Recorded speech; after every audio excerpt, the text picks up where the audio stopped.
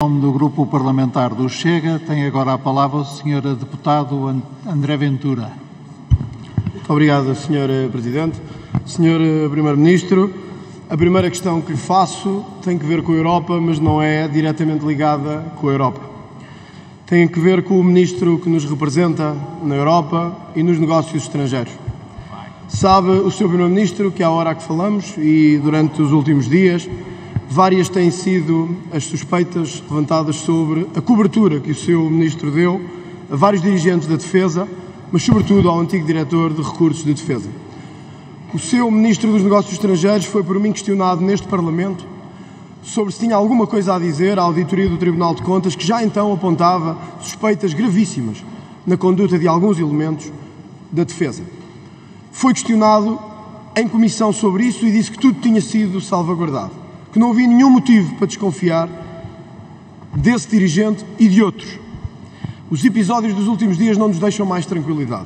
A detenção de Alberto Coelho, como de outros, lançam sobre a Defesa um desprestígio enorme, por culpa do seu Ministro dos Negócios Estrangeiros. E o seu Primeiro-Ministro, que aliás foi triplo ou quadruplamente cauteloso sobre esta matéria, não passou esse comportamento ao seu Ministro dos Negócios Estrangeiros, que insistiu aqui no Parlamento, conforme pode ser consultado na ata da Comissão de Defesa e na ata da discussão em plenário.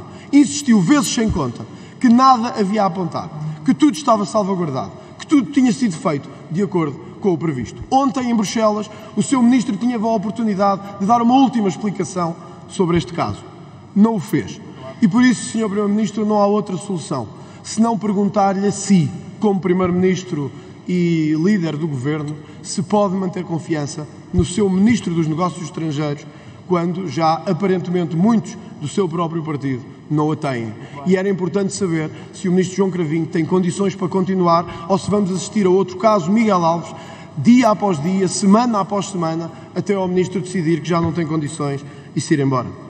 Sr. Primeiro-Ministro, anunciou novamente, e ouvi-o a falar espanhol em Espanha, com o Primeiro-Ministro Pedro Sánchez e com o Primeiro-Ministro e com o Presidente Emmanuel Macron, e ouviu de forma clara, aliás, de forma clara e perceptível, que não lhe via diferença, e saúdo por isso, não lhe via diferença, ao contrário de um antecessor seu que nos assustava a falar espanhol, o Sr. Primeiro-Ministro não está tão mal nessa matéria, ouviu dizer que este corredor de energia era importante e que valorizava Portugal, Espanha e França.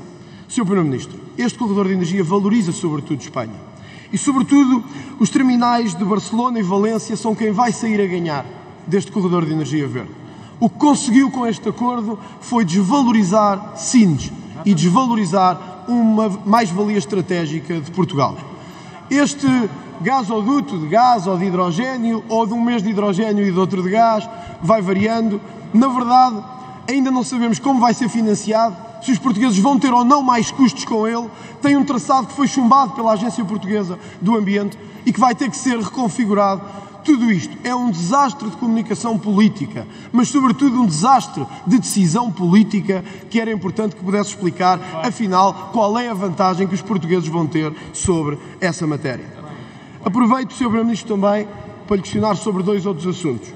O primeiro sobre a igual detenção da Vice-Presidente do Parlamento Europeu, a socialista grega Vice-Presidente do Parlamento Europeu. Ouvimos a Presidente da Comissão Europeia dizer que vai desenvolver mecanismos para que casos como este não voltem a ocorrer, mas era importante que o Conselho também ele, emitisse orientações específicas institucionais sobre esta matéria. A imagem de malas de dinheiro em casa de uma eurodeputada ou de um eurodeputado, seja de que partido for, enquanto se influenciava a decisão do Mundial do Qatar, é uma vergonha para todos os partidos e para todos os países da Europa, e era importante que o Sr.